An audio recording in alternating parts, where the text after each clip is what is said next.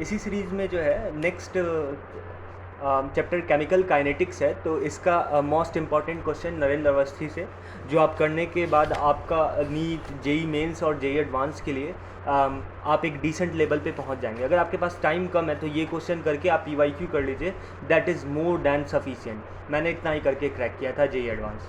तो देखिए, ये क्वेश्चन नंबर 2 आपको करना है, ठीक है ना। ये 7 करना है, सॉरी, ये 7 करना है, ये 8 करना है। फिर इस पेज में कोई क्वेश्चन आपको नहीं करना है। फिर इस पेज में 17 करना है, और ये जो इम्पॉर्टेंट इन्फॉर्मेशन है वो देख लीजिए। फिर ये दोनों पेज में कुछ नहीं करना है। इस पेज में पेज नंबर 38 करना है, और ये इसमें 51 करना है।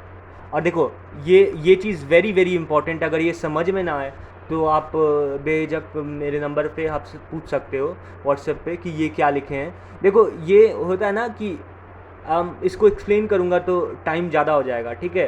तो इसे आप देख लीजिएगा, आपको समझ में आ जाएगा कि 90% रिएक्शन होने में कितना हाफ लाइफ लगेगा, कितना हाफ लाइफ।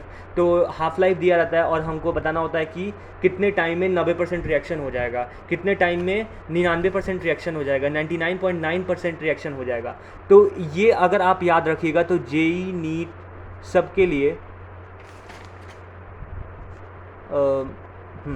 जेई नीट सबके लिए ये चीज़ इंपॉर्टेंट है। जैसे 99.6% रिएक्शन होने में 8 हाफ लाइफ लगता है। अगर कोई रिएक्शन का हाफ लाइफ जो है वो 100 मिनट्स है, और दिया हुआ है कि उसमें 99.6% रिएक्शन कब तक कितना टाइम लेगा, और तो ऑप्शन दिया रहेगा, तो आप सीधे 8 इंटू हाफ टी हाफ, तो ये रिमेंबर करना बहुत ज़रूरी है, ठीक है। अब फिर ये क्वेश्चन देख लीजिए।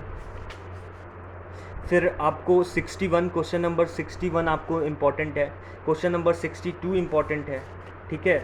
अच्छा, यहाँ पे ये भी क्वेश्चन इम्पॉर्टेंट है। ये क्वेश्चन ये मार्क नहीं किया था, लेकिन इस क्वेश्चन में भी मुझे दिक्कत हुआ था फर्स्ट टाइम में, तो ये क्वेश्चन भी इम्पॉर्टेंट है, ठीक है। और ये 68, 69, 70, 71, 72, ठीक है। इसके बाद ये क्वेश्चन आप पढ़ लीजिएगा। ये ई का मतलब है, ये मतलब अच्छा है क्वेश्चन है, मतलब इस ये जनरली थ्योरी में हम लोग स्किप कर देते हैं, ठीक है। और यहाँ पे ये सब आपको जो लिखा हुआ है वो सब भी आप देख सकते हैं, और जो है, अगर जो मार्क क्वेश्चन उसको तो करना ही है, ठीक है।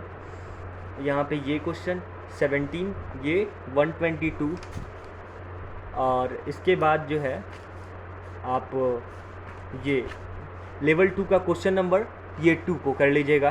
देखिए, बात यहाँ पे ये है कि ये सब करके ही मेरा जेई एडवांस क्लियर हुआ है। तो मैं बता सकता हूँ कि अगर जेई एडवांस तक का आप सोच रहे हैं तो आप ये सब क्वेश्चन कर लीजिए, तो इस चैप्टर का आपका कंसेप्ट क्लियर हो जाएगा, ठीक है। और ये क्वेश्चन नंबर 3, तो ये आपका पूरा हो गया केमिकल काइनेटिक्स।